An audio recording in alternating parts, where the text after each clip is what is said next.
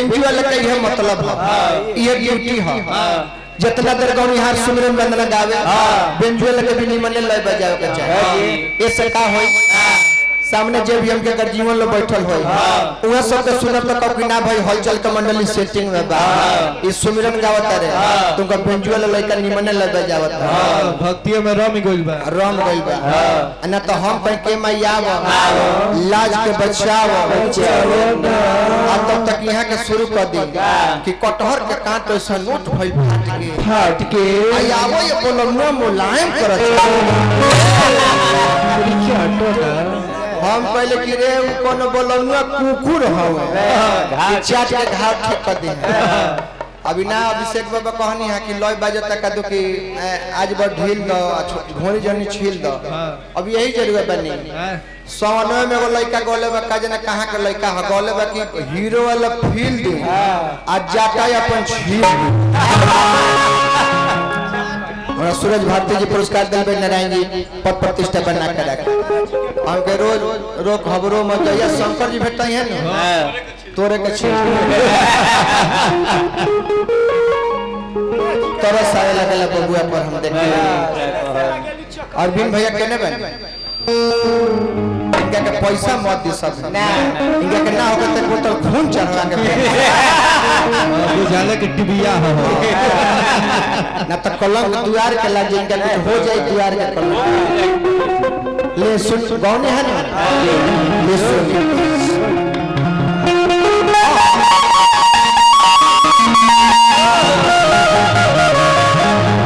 कि कृष्ण मरे जना सफारी से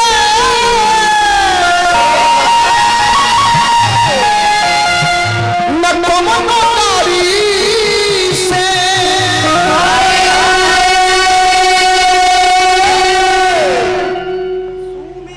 2 साल पहले कितना सुंदर आवाज रहे पंचमे से गावत रहा लेकिन आवाज तक ठीक रहे।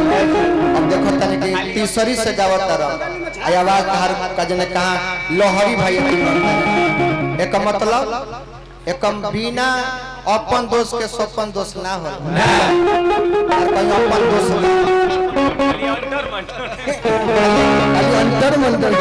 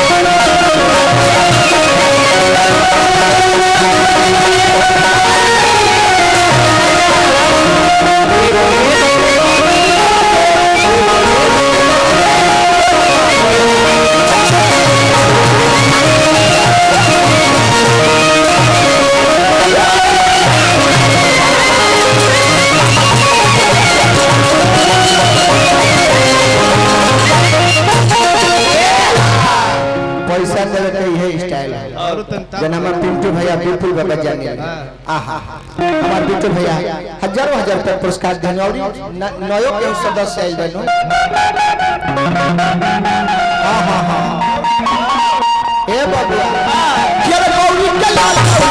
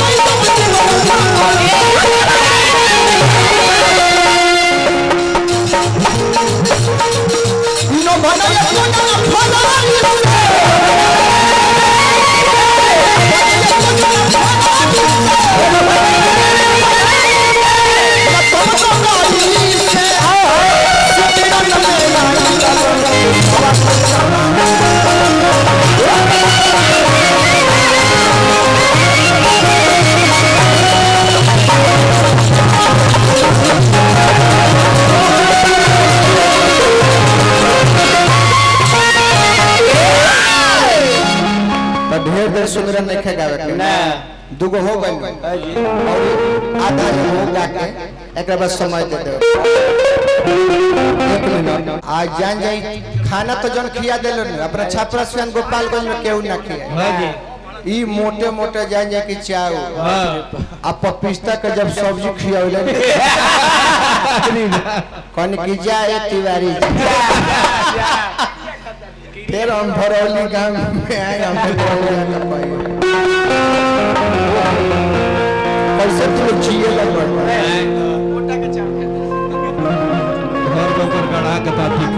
मुनीलाल गिरी बाबा चपरैठा निवासी ई तम खेसारी भाई के वहां ससुरारी है आज हां बगल में चली गोल लगन मुर्गा बजौनी है चिटकुलो कहले बा त कहले बा हम कहां हमहु कहत कि 180 काहे बनावल जाला कुछ दिन पहले इस सवाल हमरा से वो करत रहले भाई छोड़ देले बा पहले गनई होके न त कहस कि गणेश जी के 4 गो हाथ होला न हम कहीं हां बाबा त कहस कि चारों हाथवा का नाम बतावा ना एक दिन हमारा मन में काइल हम कहनी कि बाबा तो रउआ 2 गो हाथ बन रउआ 2 हाथवा का नाम बताई ना त कहत कि दाया आ बाया सुरेश गिरी बाबा राही के धरती से पुरस्कार दिल बनी बाबा का पलगी करब हम कहनी कि जब तहारा दोनों हाथवा का नाम दाया बाया हन त गणेशो जी के चारों हाथवा का नाम है पहिल का दूसरा का तीसरा का चौथा केहू से ना पूछले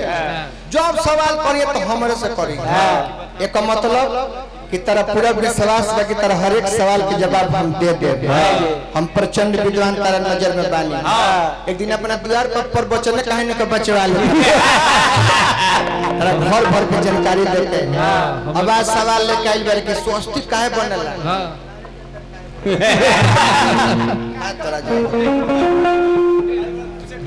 पूछे आई कोई आई मुर्गा अभी ना बजाए मुर्गा रुगा बजावनी हां ओकर जवाब के मेल धराई था बखाउज के लस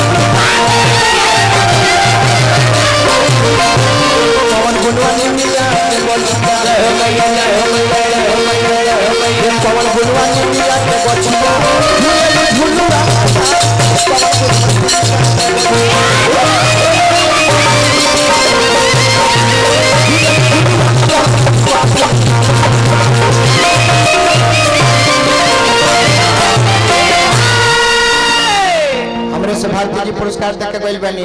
बाबा का पलगी पहने प्रकाश भी पुरस्कार देता नहीं पलगी पहने नारायण जी ऊपर प्रतिष्ठा बना कर पखाउजा कर रहा कंचनगिरी बाबा दाऊदपुर के धरती से पुरस्कार दिल बानी बाबा का पलगी पहने तिवारी जी हमारा संग नहीं होकर तो रोज कहे कि हमारा संग गीत संगीत के क्वालिटी देखो आई डोमरई हमरा से ना कहि आई डोमरई लगला कहतन कि गायत्री ठाकुर के भाव ले ले गायत्री ठाकुर झालो से बजा सब पे गिरते रहे गायत्री ठाकुर ऐसा ही झाल बजावत रहले ऐसा आदमी के नाम लिहन यहां गायत्री ठाकुर के लोग चिन्हला के यहां गुलाब घराना चलेला हमनी के तीनों जिला में हमनी के सुखनंदन चाचा के घराना चलेला ऐसा आदमी के नाम जेकरा के यहां लोग जानते नहीं गायत्री ठाकुर के एगो चेले जिया तर कमलबास आ तोरी को कगो चेला सबसे बेसी चेला हमारा घराना हमरा गुरुजी के घराना में एके बाद सुखनंदन चाचा के घराना ए पर चाहे वो पर ध्यान दे बागी के भगिना ध्यान दो नाम बोल दो वो अपने चेला अच्छा हमरा सपना पर बनी पुरस्कार दिल बारी जा पढ़ लिख के कोनो निमन पद पर जा ए बबुआ यार पवन गुनवा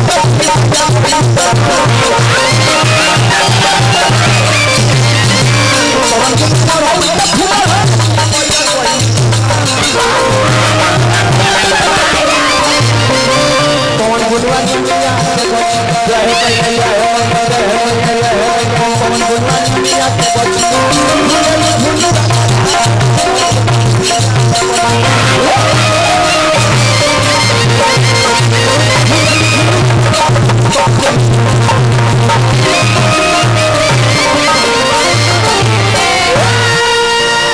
हजारों हजार तक पुरस्कार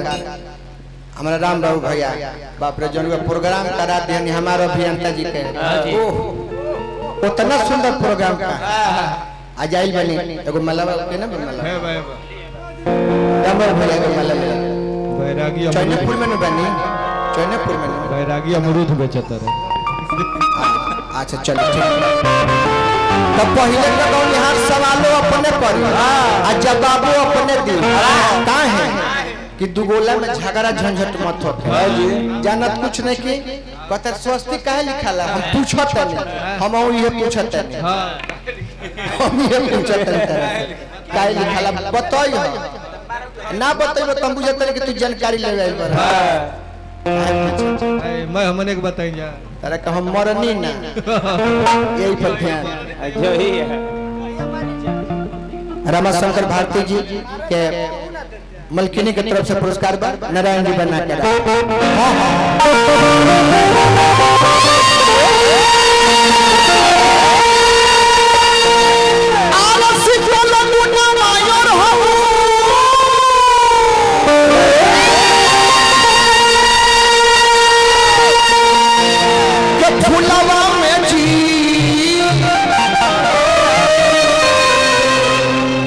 मैया गईलू लो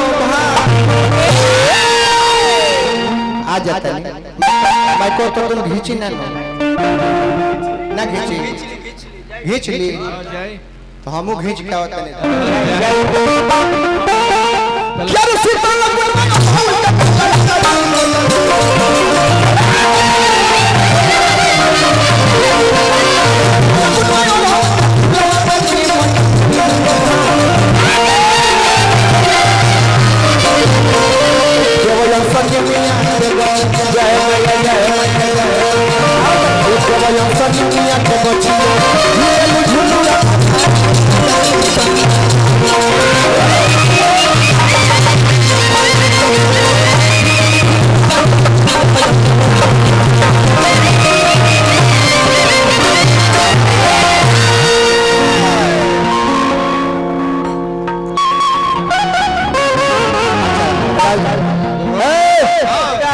आई जा हमनी के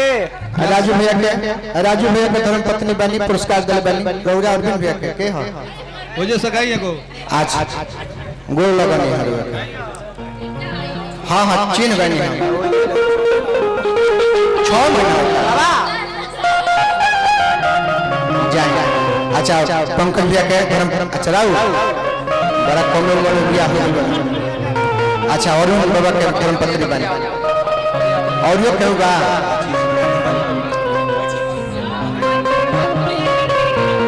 अच्छा तो हमारो बहन बारी